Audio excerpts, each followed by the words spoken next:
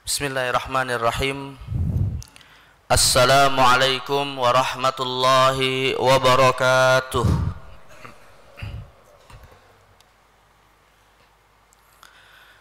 Alhamdulillahi rabbil alamin. Wabihi nasta'inu ala umuri dunya waddin. Wassalatu wassalamu ala ashrafil anbiya'i wal mursalin, Sayyidina wa habibina wa qurrati a'yunina wa imamina wa qudwatina wa maulana Muhammadin wa ala alihi wa sahbihi wa man sara ala nahjihi wa istanna bi sunnatihi wa iqtafa atharahu ila yaumiddin, amma ba'd. Hadirin Bapak Ibu jamaah kaum muslimin yang dimuliakan Allah Azza wa Jal, alhamdulillah kita senantiasa bersyukur pada Allah Subhanahu wa taala pada kesempatan di siang hari ini di bulan yang istimewa, Syahrullah Al-Muharram, bulannya Allah, bulan Muharram 1447 Hijriah.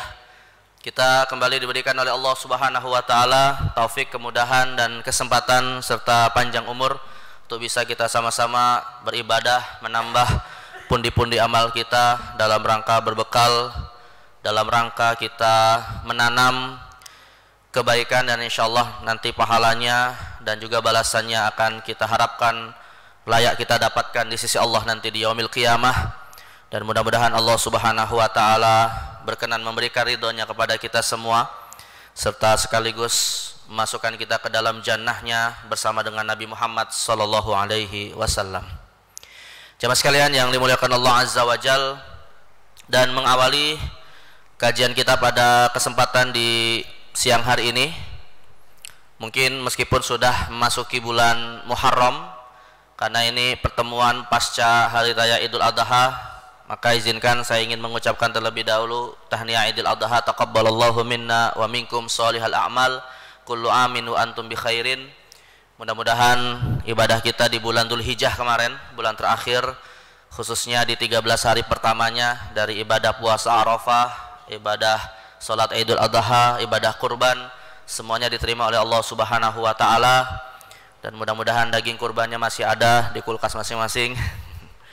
Sekaligus kita berharap bisa menutup tahun Hijriah kemarin dengan husnul khotimah, sekaligus diberi kemudahan untuk bisa menambah amal yang terbaik di tahun baru Hijriah ini. Amin ya rabbal alamin.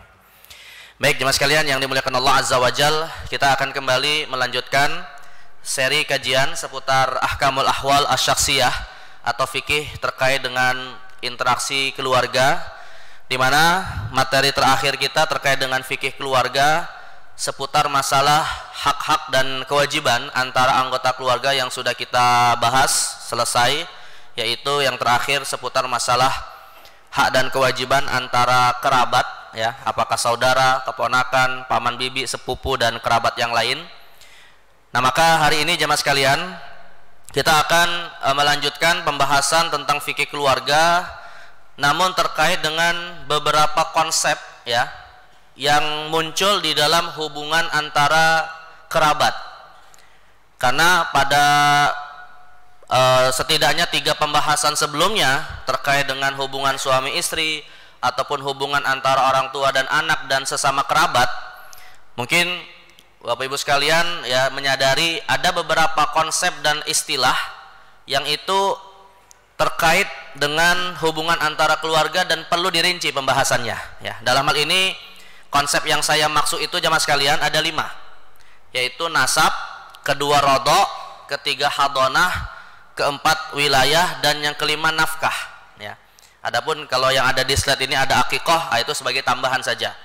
Jadi artinya di antara hubungan antara keluarga itu ada beberapa konsep yang menyebabkan mereka saling terhubung, yaitu nasab, rodok, hadonah, wilayah, dan nafkah.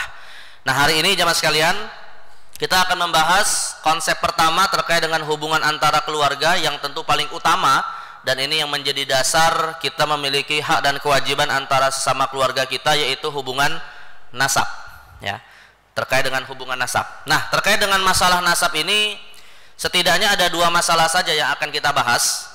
Yang pertama adalah bagaimana seseorang itu Pak bisa memiliki hubungan nasab dengan orang lain. Atau kalau dalam istilah fikih, ya, kalau dalam istilah fikih disebut dengan istilah itsbatun nasab. Jadi bagaimana sih dasar seseorang itu punya hubungan nasab dengan orang lain, ya. Dan yang kedua baru nanti kita akan masuk kepada hukum-hukumnya. Nah, tapi sebelum kita masuk kepada dua masalah ini, yaitu bagaimana di dalam kacamata hukum Islam seseorang punya hubungan nasab dan hukum yang terkait, ya. Pertama kita akan pahami dulu sebenarnya istilah nasab itu artinya apa. Dalam kitab Al-Mawsu'atul Fiqhi Al-Kuwaitiyah, jemaah sekalian, nasab itu istilah lain atau sinonim dari kata al-qarabah, kerabat. Ya. Jadi kerabat dan nasab itu sebenarnya dua kata yang maknanya sama. Ya, kerabat dan nasab itu maknanya sama. Walaupun kalau secara bahasa sih sebenarnya ada perbedaan. Karena nasab itu artinya adalah disandarkannya seseorang kepada sesuatu. Ya, makanya dalam bahasa Arab disebut nisbah. Nisbah itu adalah disandarkannya sesuatu kepada sesuatu yang lain. Dan nisbah ini Pak, kalau tidak terkait dengan masalah hubungan keluarga, bisa saja seseorang misalnya dinisbahkan tempat lahirnya atau dinisbatkan kepada pekerjaannya, ya. Maka dalam tradisi orang Arab itu Pak, bisa jadi ada orang dikenal dengan nisbatnya, tapi nama aslinya malah nggak dikenal. Ya. Nama aslinya malah nggak dikenal. Misalnya Pak, ada yang dinisbatkan kepada tempat tinggalnya. Misalnya yang masyhur, ya, mungkin kitabnya kita baca Pak, yaitu Imam Nawawi misalnya. Al-Imam Nawawi itu nisbatnya kepada tempat lahir beliau Pak, namanya Nawa di Syria sana. Nah, tapi ada yang tahu nggak nama aslinya siapa Pak? Hah? Kita sering baca kitabnya Riyadhus Shalihin, Arba'in Nawawiyah. Ada yang tahu nggak namanya siapa? Ya. Nah, namanya Yahya bin Syaraf. Ya, tapi masyhurnya dengan nisbat tempat lahirnya, ya. Atau misalnya Pak, ada seorang sahabat nisbatnya itu kepada hobinya, ya, hobinya. Misalnya seperti sahabat yang paling banyak meriwayatkan hadis Pak, yaitu sahabat Abu Hurairah, ya, karena hobinya merawat kucing. Ada yang tahu nama aslinya siapa Pak? Hah? Nah, ini nanti kalau ketemu di surga malu-maluin nggak tahu namanya nih Pak. Ya, namanya Abdurrahman ibn Sakhr.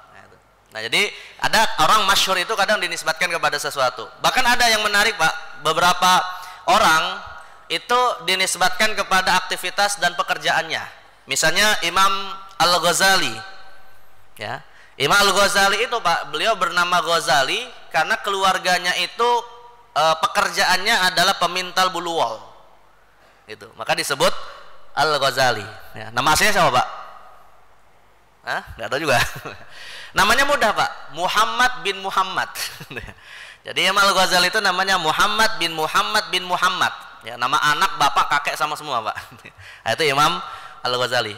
Dan uniknya lagi jamaah sekalian, bahkan dalam tradisi penamaan dan penisbatan orang Arab itu Pak, bisa jadi ada seseorang tidak berprofesi dengan profesi tertentu, tapi karena dia suka bergaul dengan orang-orang yang bekerja pada profesi tertentu, akhirnya dia nisbat kepada pekerjaan itu. Misalnya begini Pak, ada orang teman dekatnya rata-rata para pembuat sepatu misalnya Pak. Nah, dia bukan pembuat sepatu Pak, ya, tapi teman-temannya pada pembuat sepatu Pak. Pembuat sepatu itu kalau dalam bahasa Arab disebut hadza. Nah, tapi karena dia sering bergaul dengan orang yang suka membuat sepatu, akhirnya dia dinisbatkan dengan nama Al-Hadzai misalnya. Nah, atau misalnya kita punya teman Pak, teman kita ini kerjanya sebagai tukang besi. Ya, tukang besi itu dalam bahasa Arab disebut haddad. Nah, tapi karena kita sering bergaul dengan tukang besi, akhirnya kita punya nisbat haddadi misalnya, gitu ya. Nah, jadi ini tradisi dalam istilah bahasa Arab untuk nasab. Tetapi nasab yang kita maksud di sini Pak, tentunya bukan dalam konteks yang tadi kita sebutkan panjang lebar itu, ya. Tapi yang dimaksud di sini adalah nasab berdasarkan hubungan kekerabatan atau keluarga. Nah, definisinya apa? Al-ittisalu baina insanaini bil ishtiraki fi wiladatin qaribatin aw ba'idah. Yaitu hubungan antara dua manusia yang didasarkan kepada hubungan keturunan. Ya, atau dari satu rahim yang sama, apakah dia hubungannya dekat ataupun jauh. Ya, hubungan dekat dan jauh itu bisa kita sebut juga Pak dengan istilah yang sering kali saya sampaikan dalam bab fikih waris, ada ring 1, ring 2, ring 3 dan seterusnya. Ya, jadi kalau yang terhubung langsung dengan kita Pak, misalnya anak, orang tua, ya, itu terhubung kita kerabat terdekat. Tapi kalau yang ring 2 misalnya Pak, seperti saudara, ya, karena saudara terhubung dengan kita lewat jalur orang tua kita misalnya. Dan seterusnya ada ring ketiga misalnya keponakan, ring keempat misalnya sepupu gitu ya. Jadi ada kerabat dekat, ada kerabat jauh. Nah, ini yang disebut dengan istilah nasab. Nah, sekarang pertanyaannya jamaah sekalian, bagaimana seseorang itu punya atau bisa memiliki nasab kepada orang lain, Pak? Apakah sebagai anak atau sebagai orang tua atau sebagai saudara atau sebagai keponakan dan semacamnya ya. Nah, dalam masalah ini sebab seseorang itu bisa memiliki hubungan nasab, saya ingin akan membahasnya secara menyebutkan dulu secara global ya. Setidaknya Pak ada berapa tuh Pak? Ada 6 ya. Nah, jadi ada 6 hubungan antara manusia dari aspek nasab. Yang pertama nikah yang sah. Yang kedua nikah fasid. Yang ketiga nikah batil. Yang keempat al-wat'u bisyubhah. Yang kelima bayi tabung. Dan yang keenam zina. Nah, jadi pertanyaannya begini Pak, nikah sah nasabnya ke siapa? Nikah fasid nasabnya ke siapa? Nikah batil nasabnya ke siapa? Al-wat'u bisyubhah, kalau ada lahir anak dari al-wat'u bisyubhah, nanti saya jelaskan apa maksudnya, itu nasabnya ke siapa? Ada bayi Pak lahir dari bayi tabung. Nah, kira-kira nasabnya kemana Pak? Apakah nasabnya ke ibunya, ke bapaknya, atau ke galon? Nah, itu kan bayi tabung Pak ya. Nah, itu nanti seperti apa nasabnya?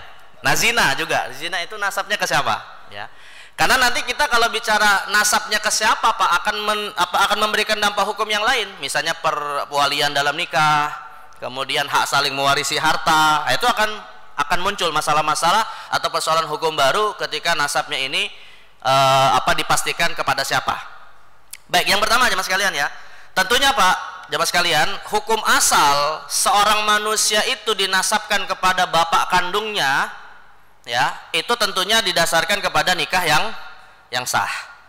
Ini kaidah dasarnya Pak ya. Jadi kaidah dasarnya tidaklah seseorang dinasabkan kepada bapak kandungnya kecuali lewat jalur pernikahan yang sah.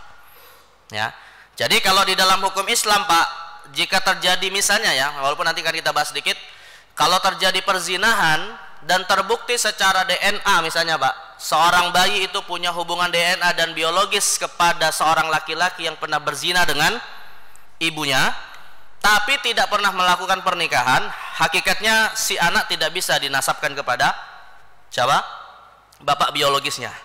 Ya, karena dasar penasaban seorang anak itu adalah pernikahan yang sah. Bahkan di masa Rasulullah Pak, pernah ada satu tuduhan zina kepada seorang wanita oleh suaminya yang nantinya terbukti berdasarkan sifat dan indikator sebenarnya zina itu terjadi, tapi Rasul tetap menetapkan bayi yang lahir nasab kepada bapak atau dinasabkan kepada suami ibunya. Ya. Jadi ini kalau dalam bab fikih pernikahan nanti dibahas dalam bab perceraian Pak, yaitu namanya li'an. Ya, jadi pernah di masa Rasulullah SAW itu jemaah sekalian, ada seorang laki-laki menuduh istrinya berzina, dan dia tidak bisa mendatangkan 4 saksi. Ya, karena dalam hukum Islam Pak, menuduh berzina itu kan malah bisa dihukum kalau tidak bisa mendatangkan 4 saksi kan, dicambuk sebanyak 80 kali. Nah, tetapi sang suami tidak bisa mendatangkan saksi Pak. Tapi di sisi yang lain yang nuduh ini bukan orang sembarangan, tapi siapa? Suaminya. Itu maksudnya kalau nuduhnya orang lain yang nggak punya hubungan sih nggak ada masalah gitu, itu bisa dihukum. Tapi ini yang nuduh adalah suaminya. Namun suaminya tidak bisa mendatangkan 4 saksi. Nah, lantas ya datanglah kepada Rasulullah, si wanita tidak mau mengakui kalau dia pernah berzina. Tapi sang suami yakin betul istrinya berzina, namun tidak bisa mendatangkan 4 saksi. Akhirnya keputusan Rasulullah SAW saat itu Pak, turunlah surah An-Nur menetapkan bahwa mereka harus saling melaknat. Ya, mereka harus saling melaknat. Dalam arti untuk bisa membebaskan sang istri dari tuduhan zina karena bisa dihukum rajam dalam hukum Islam, dan membebaskan sang suami dari cambukan 80 kali karena tidak bisa mendatangkan 4 saksi, maka mereka harus saling melaknat ya di pengadilan. Maka proses saling melaknat itu Pak namanya disebut dengan li'an. Ya. Nah, tetapi ya akhirnya setelah mereka saling melaknat Pak, itu kan tujuannya untuk membebaskan mereka dari hukuman. Ya udah, akhirnya mereka tidak dihukum. Nabi SAW kemudian berkata kepada para sahabat, lihatlah nanti bayi yang lahir ketika wanita itu melahirkan. Ya, kalau dia kemudian memiliki kemiripan sifat dengan seseorang yang dituduhkan sebagai pelaku zinanya, maka itu hakikatnya anak dari sang pezina. Tapi kalau dia sifatnya dekat kepada bapaknya gitu ya, atau suami dari ibunya, berarti dia bukan pelaku zina. Dan terbuktinya apa Pak? Setelah berjalan beberapa bulan sang ibu ini melahirkan, rupanya anak yang lahir itu Pak sifat-sifat fisiknya mirip dengan orang yang dituduh berzina. Tapi istrinya tidak mau mengakui. Nah pertanyaannya Pak, anak ini nasabnya ke siapa? Masih kepada suami ibunya atau kepada orang yang dituduh berzina? Tetap hukumnya Pak, nasabnya kepada suami ibunya. Ya. Kenapa? Karena saat itu sudah terjadi proses li'an dan mereka hakikatnya punya hubungan nikah yang sah. Meskipun kemudian bisa jadi secara sifat atau secara pembuktian DNA misalnya terbukti itu bukan anak biologisnya Pak, tapi karena sang istri tidak mengakui dia berzina, maka hukumnya anaknya tetap nasab kepada suami dari sang istri. Ya. Masalah kemudian dia tidak mau mengaku berzina Pak, itu nanti urusannya dengan Allah Subhanahu wa taala di akhirat. Tapi anaknya tetap sah nasab kepada bapak, ya dianggap bapak kandungnya gitu Pak ya, tapi bisa kita sebut suami dari siapa? Ibunya. Nah jadi sekali lagi di dalam hukum Islam itu Pak, terlepas mungkin secara DNA atau mungkin secara sifat-sifat fisik gitu ya, tidak mirip dengan orang tuanya, selama mereka mengakui bahwa anak itu lahir dari pernikahan yang sah, maka anaknya bisa nasab. Karena kan belakangan ini Pak ada seorang artis bercerai dengan istrinya gara-gara, ada yang tahu nggak namanya? Itu nggak usah disebut Pak ya namanya Pak itu. Jadi wajahnya itu wajah mirip bule lah anaknya itu, nggak mirip dengan bapaknya gitu ya. Tapi istrinya nggak ngaku Pak, ya udah tetap nasab kepada bapak kandungnya gitu ya. Artinya kepada suami istrinya, ya suami ibunya. Masalah di sifatnya tidak sesuai ya itu urusan lain. Dan kalau memang tidak mengaku, nanti pembuktiannya di akhirat di pengadilan Allah Subhanahu wa taala. Ya, jadi sekali lagi dalam hukum Islam intinya anak itu kalau dalam pernikahan yang sah nasabnya kepada bapak kandungnya atau suami dari ibunya ya. Baik, yang kedua jemaah sekalian, nikah fasid sekaligus nikah batil ya. Ini pernah kita bahas Pak, nikah fasid atau nikah batil itu apa ya. Jadi nikah fasid itu jemaah sekalian adalah pernikahan yang diperselisihkan oleh para ulama. Itu nikah fasid. Tapi kalau nikah batil Pak adalah nikah yang ulama kita bersepakat bahwa itu tidak sah. Jadi ada 3 jenis pernikahan ya, yang diawali pertama nikah yang sah, maknanya semua ulama sepakat sah. Yang kedua nikahnya fasid, ulama berbeda pendapat. Yang ketiga nikah batil, ya ulama sepakat tidak sah. Nah contoh nikah fasid Pak, misalnya nikah fasid itu nikah tanpa wali. Nikah tanpa wali. Karena dalam mazhab mayoritas ulama nikah tanpa wali itu tidak sah. Tapi kalau dalam mazhab Hanafi Pak, nikah tanpa wali itu sah. Nah sekarang yang jadi pertanyaan begini Pak, saya kasih contoh kasus misalnya begini. Ada seorang muslim Pak atau muslimah menikah di negara yang bermadzhab Hanafi, misalnya seperti Pakistan, Bangladesh atau Turki misalnya ya, yang bermadzhab Hanafi. Saat seorang wanita ini menikah Pak, dia tidak pakai wali. Karena memang dalam madzhab Hanafi nikahnya seorang wanita tidak harus ada wali ya.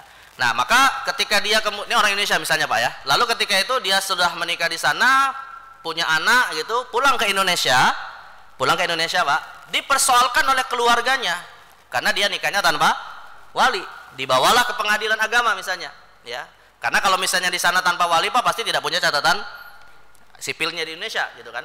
Nah akhirnya di Indonesia Pak pernikahannya dibatalkan karena dia tidak memenuhi syarat ketentuan nikah di Indonesia misalnya. Nah setelah dibatalkan nikahnya diulangi dengan suami yang sama tapi dengan memenuhi syarat-syarat dalam mazhab Syafi'i yang ada di Indonesia, adanya wali dan semacamnya. Nah pertanyaannya Pak, ketika nikahnya dibatalkan kan sebelumnya sudah nikah mengikuti mazhab Hanafi dan sudah punya anak. Anaknya ini nasabnya ke siapa? Hah? Padahal nikahnya tadi dibatalkan Pak, bisa nggak anaknya tetap dinasabkan kepada bapaknya? Atau bisa jadi Pak saat nikahnya dibatalkan mereka tidak nikah lagi, tidak nikah ulang. Nah, anak ini nasabnya ke siapa? Ya. Nah maka dalam masalah ini Pak, semua ulama sepakat mengatakan meskipun nikahnya itu dipersoalkan, selama ada mazhab yang mengakui pernikahan tersebut, anak yang lahir tetap bisa nasab kepada bapak kandungnya ya. Nah ini seperti disampaikan fatwa Syekhul Islam Ibnu Taimiyah, beliau mengatakan anna kulla nikahin i'taqada zawju annahu nikahun sa'ir. Setiap pernikahan yang diyakini sah oleh seseorang karena telah mentradisi, misalnya tadi contohnya nikah tanpa wali, jika ia menggauli istrinya ya berdasarkan pernikahan tersebut, maka yalhaquhu fihi waladuhu wa yatawarathani bittifaqil muslimin. Anaknya bisa dinasabkan kepada bapak kandungnya dan mereka bisa saling mewarisi berdasarkan kesepakatan umat Islam. Wa in kana dzalika nikah batilan fi nafsil amri. Meskipun sebenarnya nikah itu Pak dianggap tidak sah oleh pendapat yang lain. Karena orang yang menikah ini tadi meyakini nikahnya sah, ya, mengikuti mazhab tertentu. Nah, begitu juga jemaah sekalian, kalau misalnya nikahnya batil, Pak. Kalau nikah batil itu artinya pernikahan yang semua ulama sebenarnya sepakat tidak sah. Misalnya contohnya jemaah sekalian, nikah menggunakan ijab kabul kawin kontrak. Nikah kawin kontrak, Pak. Ya. Atau misalnya begini, Pak, enggak usah nikah kawin kontrak lah, yang jelas-jelas sebenarnya bermasalah, Pak. Kalau kawin kontrak kan ada pendapat Syiah yang membolehkan, walaupun mayoritas ulama dari Ahlus Sunnah mengatakan itu tidak sah. Misalnya, Pak, pernikahan dengan sesama mahram yang tidak diketahui sebelum menikah. Ya. Jadi ada misalnya suami istri, Pak. Mereka ini menikah, nggak tahu bahwa sesungguhnya mereka punya hubungan sepersusuan. Ya, punya hubungan sepersusuan berarti kan mahram, ya. Bertahun-tahun mereka menikah, Pak, punya anak. Ya, punya anak. Akhirnya setelah mereka punya anak, Pak, ada seorang ibu yang sudah cukup tua memberikan kesaksian kalau dulu mereka itu sempat diberi ASI secara bersamaan gitu. Berarti saudara sepersusuan. Nah, setelah mereka kemudian diberitahu seperti itu, Pak, boleh nggak mereka meneruskan pernikahannya? Nggak boleh, ya, nikahnya dibatalkan, difasakh, ya, karena mereka punya hubungan mahram. Tapi yang jadi masalah jemaah sekalian, anaknya kan lahir tadi, Pak, sudah. Nah, itu status anaknya ini bisa nggak dinasabkan kepada bapaknya yang merupakan saudara sepersusuan dari ibunya? Kebayang, Pak, ya, kasusnya, ya. Nah, maka jawabannya jemaah sekalian ada dua kemungkinan. Ada dua kemungkinan. Kemungkinan yang pertama, Pak, pernikahan yang sebenarnya tidak boleh terjadi tadi, misalnya pernikahan sesama mahram itu, apakah terjadinya atas dasar pengetahuan mereka? Jadi mereka sebenarnya sudah tahu kalau mereka sesungguhnya tidak boleh nikah, tapi tetap ngeyel gitu ya, tetap ngeyel mau nikah.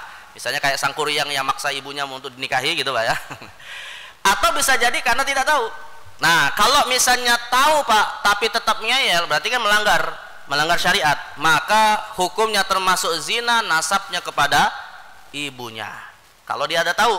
Tapi kalau kasus yang tadi saya sebutkan misalnya nggak tahu, Pak, lalu dia tahu berdasarkan kesaksian ibu susuannya, maka dalam hal ini nasabnya bisa tetap dinasabkan kepada bapak kandungnya meskipun pernikahannya dibatalkan, ya.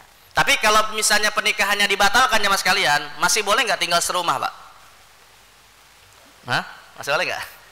Masih boleh, Pak. Mereka mahram, masih boleh. Tapi status hubungannya berubah, bukan jadi suami istri, jadi saudara, gitu ya. Dan yang paling membagongkan, istilahnya, Pak, yang paling membingungkan itu anaknya, Pak. Anaknya nanti akan mengkondisikan ibunya dan bapaknya sebagai saudara sepersusuan. Itu kira-kira gimana, Pak, secara psikologis anaknya? Nah, maka bagi yang mau menikah, hati-hati, pastikan dulu calon istri atau calon suaminya tidak punya hubungan mahram. Ya, kalau di Indonesia sih insya Allah aman sih, Pak, karena kita agak kurang mentradisi namanya sepersusuan gitu ya. Tapi kalau di negeri-negeri Arab mungkin, nah itu Nabi Muhammad saja banyak sekali saudara sepersusuannya, ya. Ini, tapi intinya jemaah sekalian, kalau tidak tahu, anaknya tetap bisa nasab kepada siapa? Bapak kandungnya. Nah, yang keempat jemaah sekalian, ini ada istilah menarik dalam fikih, Pak, namanya disebut al-wat'u bisyubhah. Jadi al-wat'u bisyubhah itu, Pak, artinya sebenarnya adalah hubungan seksual karena suatu yang samar, yang tidak jelas. Saya kasih contoh, tapi sebenarnya mungkin ini dalam konteks zaman sekarang agak sulit terjadi, Pak.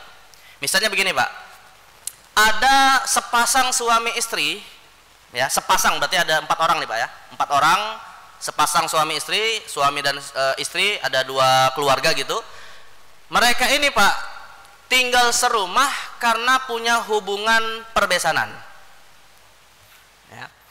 Jadi saudara ipar, Pak, saudara ipar tinggal di rumah saudara iparnya, masing-masing sudah menikah. Nah, rupanya, Pak, yang lebih parahnya lagi, walaupun mereka masing-masing sudah menikah, wajahnya itu, Pak, nggak jauh-jauh mirip gitu, Pak.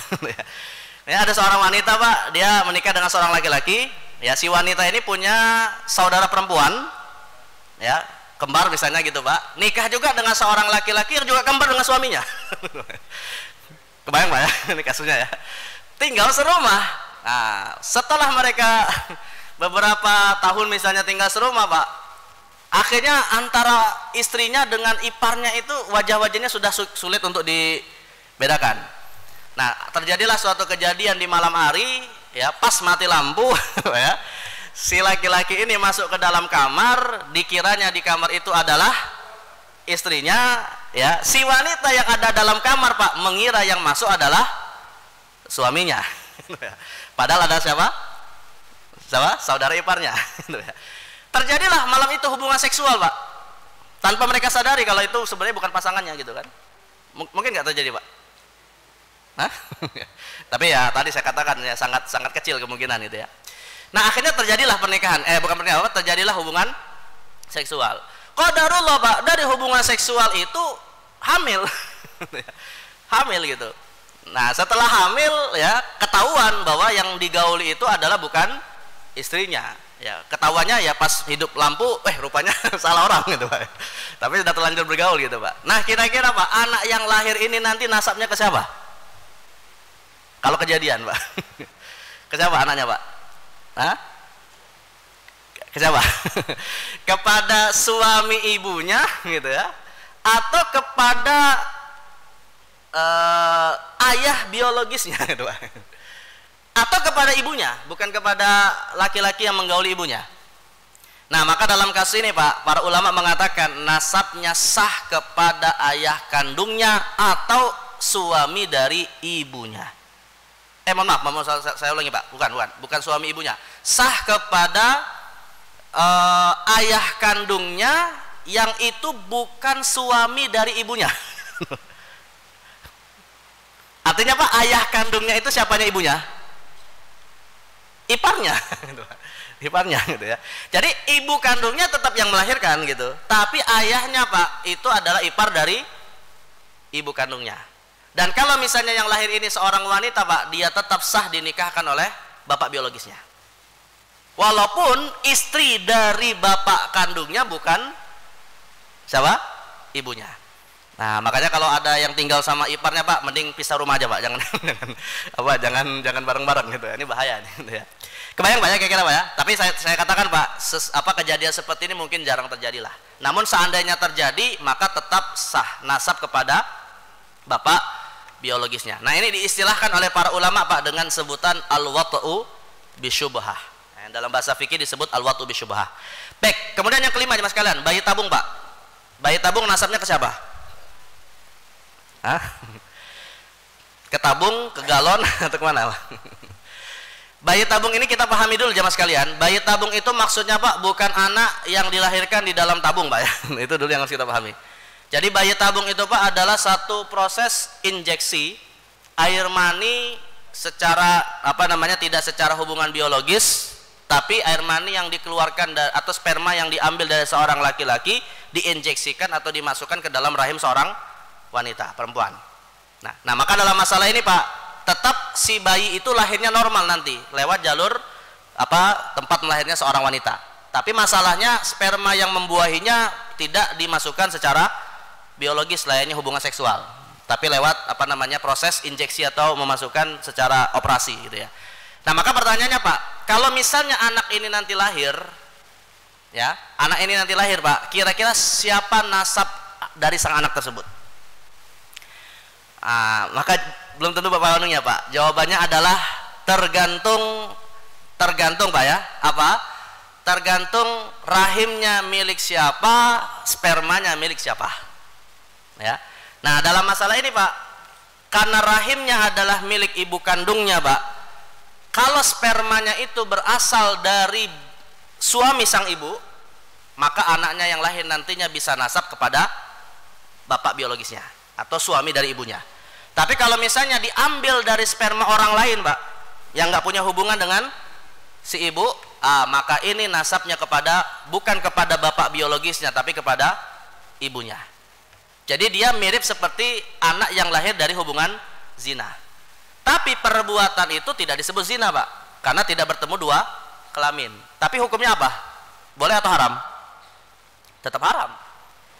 Jadi kalau bayi tabung itu artinya, Pak, bisa saja hukumnya boleh, bisa saja hukumnya haram. Hukumnya boleh kalau rahim dan spermanya dimiliki oleh suami istri yang sah. Tapi kalau dari sperma yang bukan suaminya, maka tidak dibolehkan, namun bukan terhitung zina, hukumnya haram saja tapi tidak dihitung zina. Ya, dan anak yang lahir dari bayi tabung itu nasabnya kepada ibunya. Kalau dari sperma selain suaminya. Tapi kalau spermanya dari suaminya, Pak, itu bayi tabung nasabnya kepada bapak kandungnya atau bapak biologis atau suami dari ibunya. Dan rupanya, Pak, uniknya Pak, ulama kita di abad ke-7 Hijriah itu, Pak, sudah mengantisipasi persoalan itu. Bayi tabung secara praktek baru muncul belakangan. Tapi fatwanya, Pak, sudah muncul di peradaban Islam itu abad ke-7 Hijriah. Ya, walaupun mungkin pada saat itu belum muncul ya kejadiannya. Siapa yang berfatwa, Pak? Saya kutipkan, yang berfatwa adalah imam yang tadi kita sebutkan, Pak. Namanya Yahya bin Syaraf An-Nawawi dalam kitabnya Rawdatul Talibin. Ya, beliau wafat pada tahun 676 Hijriah, berarti abad ke-7 Hijriah. Sekarang kita abad ke-15 Hijriah, berarti berapa abad yang lalu, Pak? 15 sama 7 berarti 8 abad yang lalu.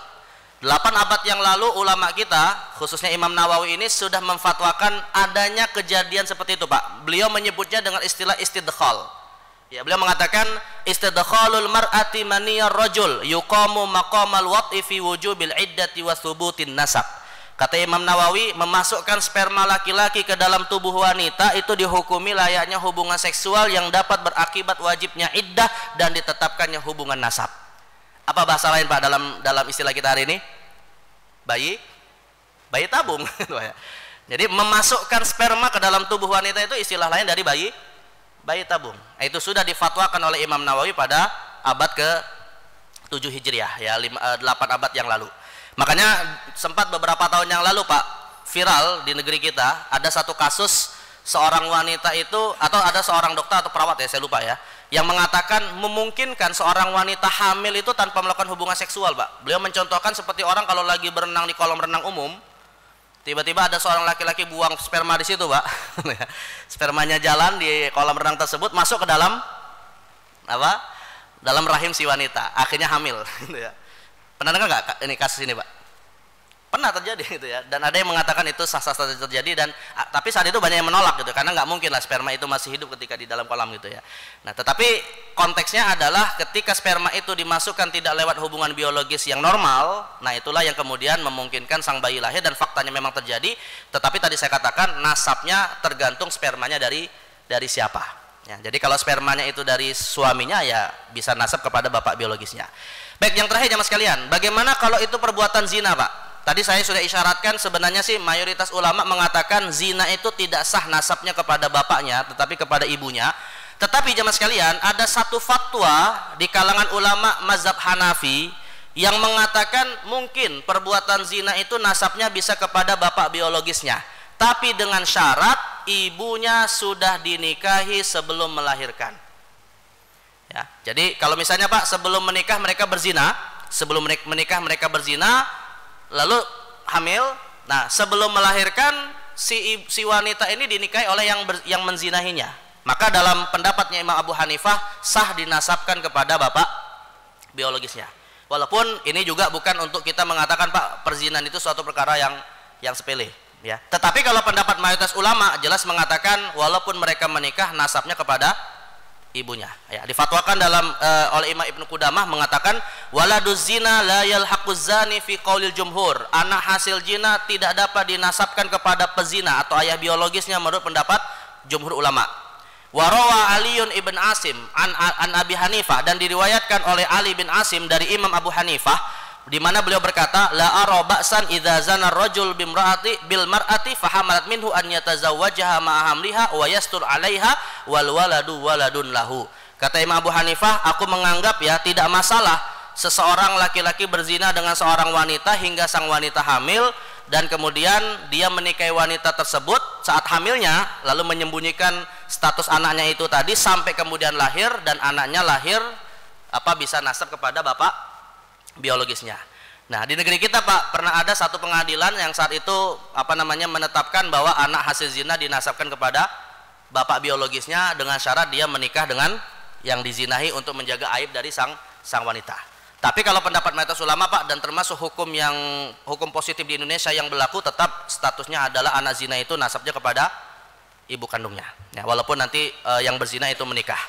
Tapi ya mungkin kalau ada suatu kondisi tertentu bisa saja fatwa Imam Abu Hanifah menjadi alternatif ketika ada maslahat yang lebih besar yang ingin didapatkan ya. Baik, terakhir jemaah sekalian, apa saja hak-hak yang muncul ya di dalam hubungan nasab antara manusia?